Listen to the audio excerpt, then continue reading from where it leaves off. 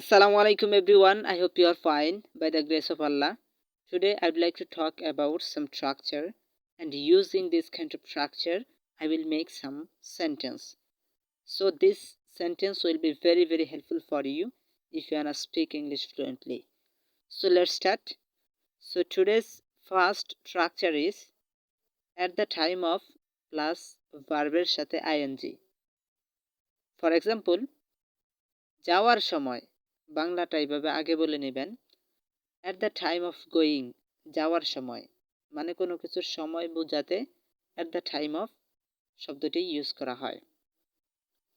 তাহলে খেলার সময় at the time of playing, লেখার সময় at the time of writing, পড়ার সময় at the time of reading, দেখার সময় at the time of watching অথবা at the time of seeing। যদি স্ক্রিনের কোনো কিছু হয় তাহলে ব্যবহার করবেন at the time of watching, আর যদি এমনি কোনো কিছু দেখেন তাহলে ব্যবহার করবেন at the time of seeing. Our next structure is go on plus ভার্বের সাথে ing. এটি কোনো কিছু খেতে থাকো, পড়তে থাকো, করতে থাকো এসব অর্থে ব্যবহৃত হয়। For example, go on eating, খেতে থাকো। তাহলে আপনি বলতে পারেন go on writing, তুমি লিখতে থাকো। তুমি করতে থাকো, go on doing। তুমি কিনতে থাকো, go on buying। তুমি হাসতে থাকো, go on laughing। তুমি কাজ করতে থাকো, go on working. Our next structure is start plus ভার্বের সাথে ing. এটি কোনো কিছু শুরু করা অর্থে ব্যবহৃত হয়। ফর এক্সাম্পল, start talking, কথা বলা শুরু করো। অথবা start playing, খেলা শুরু করো। লেখা শুরু করো, start writing। তারপর হচ্ছে দেখা করা শুরু করো, start meeting। কাজ করা শুরু করো, start working। পড়া শুরু করো, start reading. Our next structure is preposition through plus pronoun. অর্থাৎ pronoun হচ্ছে নামের পরিবর্তে যেটা ব্যবহৃত হয়, through plus নামের পরিবর্তে যেটা ব্যবহৃত হয় সেটা।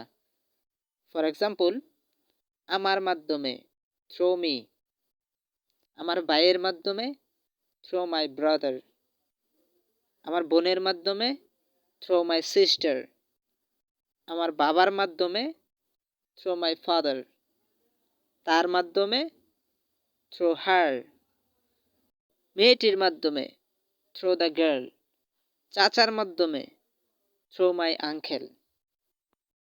Our next structure is like plus person অথবা noun.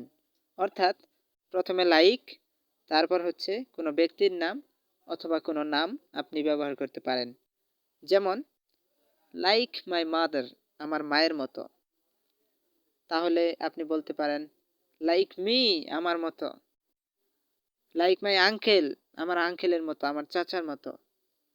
like my grandfather, আমার দাদার মতো। like my grandmother, আমার দাদির মতো। like my girlfriend, আমার গার্লফ্রেন্ডের মতো। like my husband, আমার হাজবেন্ডের মতো। like ঋতু, ঋতুর মতো। like সাকিব আল হাসান, সাকিব আল হাসানের মতো। Today's next structure is without plus person. অর্থাৎ without এর সাথে আপনি কোনো ব্যক্তির নাম অ্যাড করবেন। যেমন without you, তুমি ছাড়া। without me, আমি ছাড়া। without my father, আমার বাবা ছাড়া। without my sister, আমার বোন ছাড়া। without my boss, আমার বস ছাড়া। Hey guys, you can use this kind of structure in such a way. If you follow this system and rules and practice in your house, in your reading room every single day, you'll be able to speak English fluently. That is possible for you. But if you don't practice in your house, you'll not be able to speak English fluently.